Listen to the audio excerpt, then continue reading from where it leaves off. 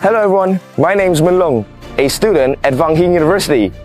I decided to join this contest because I want to express my opinions on the topic Speak Up to Net Zero. First of all, I would like to mention one of the main concerns we are facing today, which is traffic.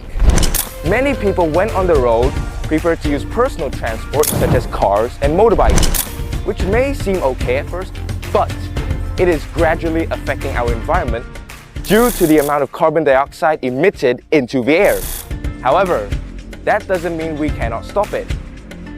Apart from personal transport, we also have other types of transport, such as walking, cycling, taking the bus, and more recently, taking the metro.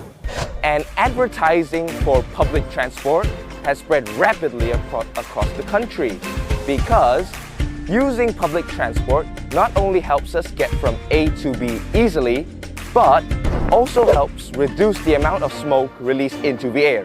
Secondly, the use of plastic has become one of the main reasons not only for pollution, but also for the extinction of many marine animals, because most of the things we use every day, from straws to cutlery, are made from plastic. And most of us don't really care what happens to them after use. Today, we have found many ways to reduce the use of plastic.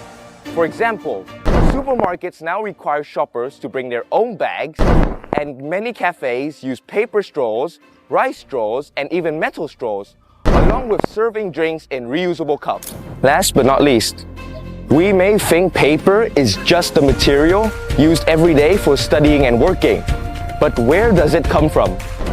Paper production is one of the main causes of deforestation. Many trees are cut, and many forests are disappearing because of it. Therefore, many places have found different ways to make paper. For example, in Ecuador, people started making paper from elephant dung.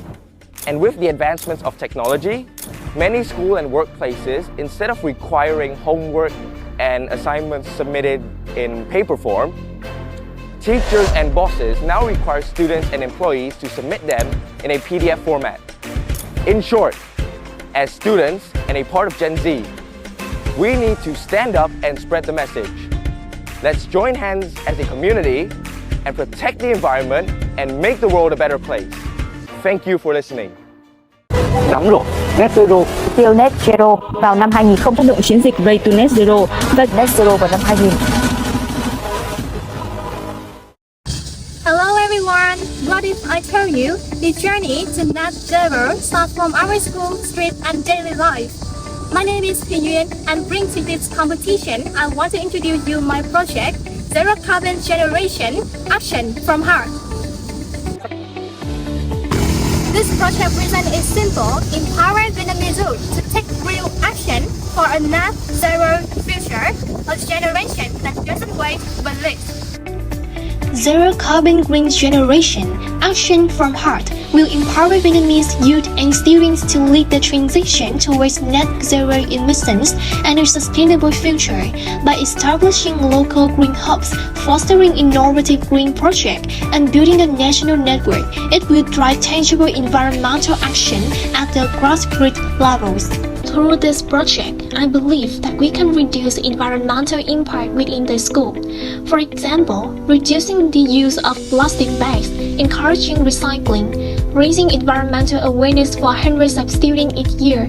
Besides, we can create a sustainable green learning community within the school and serve as a platform to nurture larger initiatives from young people. This project will include 3 phases.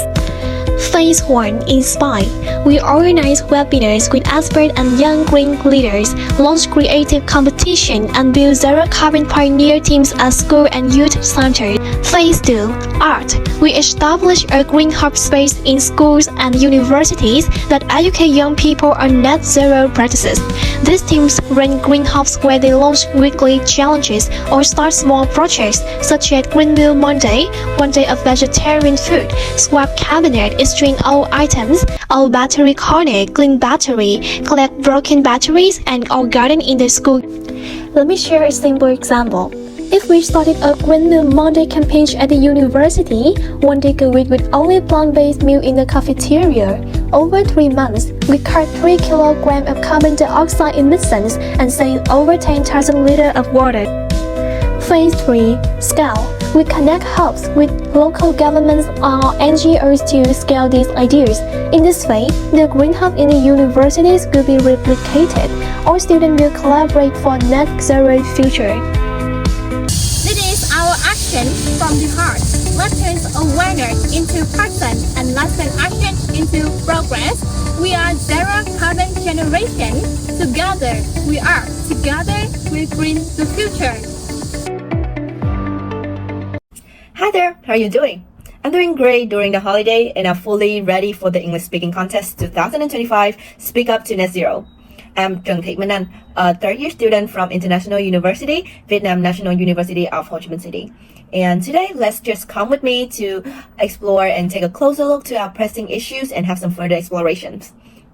Okay, in the beginning, let's just start with what's happening right now. Okay, so according to NASA and the Intergovernmental Panels on Climate Change report in 2021, human-made emissions have already warmed the planet by about 1.1 degrees Celsius during the pre-industrial times. And it's even getting worse since we predicted that by the next few decades, we expected to hit or even exceed 1.5 degrees of warming. The case is not different in Vietnam at all because we are seeing that the major change in our climate is very tangible. So for example, in 2021, Vietnam went through 19 major heat waves and in many places, especially in Southeast regions, hit the record-breaking temperature that ever happened in history. What's driving all of that? I think that the biggest cause is the greenhouse effect. That's where gases like carbon dioxide, methane gas, and nitrous oxide trap heat from the sun in our atmosphere. And since the industrial revolutions, humans have released more than 1.5 trillion tons of dioxide into the air. And in 2019 alone, we added another 37 billion tons. And do you know what this means? That means that is 50% more than in the year of 2000 and nearly 3 times more than 50 years ago. And today, the world emits the equivalent of about 51 billion tons of greenhouse gases each year. And us humans cannot stay still at all. To address this, government, organizations, and global change makers, they have established some important frameworks. A few of those that I can list are the 17 Sustainable Development Goals, the Net Zero, and the ESG standards. But let me take a look closer and talk about why this issue is not easy and is so much more urgent. It is clear that the world is paying attention. People everywhere are standing up and taking actions. But there are still ongoing debates between developed and developing nations about who should take more responsibility for the carbon emissions. So yes, even many countries have admitted to net zero by 2050 and 2060. But let's be honest, can we really afford to wait until that time while carbon emissions still rising in an exponential rate every year? And let's see what we can do, okay? In my perspective, on a global level, we really need some serious investment in green technologies and innovations. We also need stronger leaderships and new initiatives from the developing country. But what's most important is our mindset revolutions. That means that we have to think in a very long terms and we act more responsibly in the very choice that we make. Finally, to conclude everything that I have said, I just want to say that the environment is just not global issues, it's personal. And as a young people, we are futures, but we are also the presents. So let's speak up, take actions, and move together toward a net zero world. Alright, so that's the end of my speech. And really thank you for your attention and for listening. And hope to see you guys in the Speak Up to Net Zero. Good evening, ladies and gentlemen. My name is Phạm Kim Anh Mai, and I'm from University of Technology and Education. Today, I'm truly excited to share my idea on reducing greenhouse gas emission in wet rice farming, a solution that supports green transformation and also tackle some of environmental challenges we are facing today. As you know, wet rice farming is our cultural pride, but it's also Vietnam's top agricultural emitter, responsible for nearly 50% of farm sector greenhouse gases. Flooded fields, poor soil management, or chemical fertilizer overuse do not just release carbon dioxide, but also methane and nitrous oxide, which are 25 to 300 times more powerful than carbon dioxide. So, what's our solution? First, cut nitrous oxide. We're gonna use GPS guided fertilizer applicators to avoid fertilizer overuse and also promote compost instead of synthetic fertilizers, reducing nitrogen surplus and enriching the soil. Second, cut methane. We're gonna apply alternate wetting and drying method and enhance it by using a Bluetooth enabled smart irrigation system, letting farmers remotely control the water they use so that we can save water.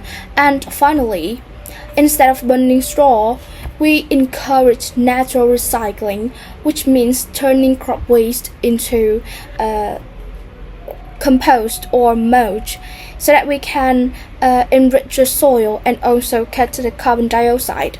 However, concerning about the farmers' budget, we're gonna launch small pilot models with the youth and technical support funded by carbon credit program and ESG businesses. These approaches are suitable for ESG standard.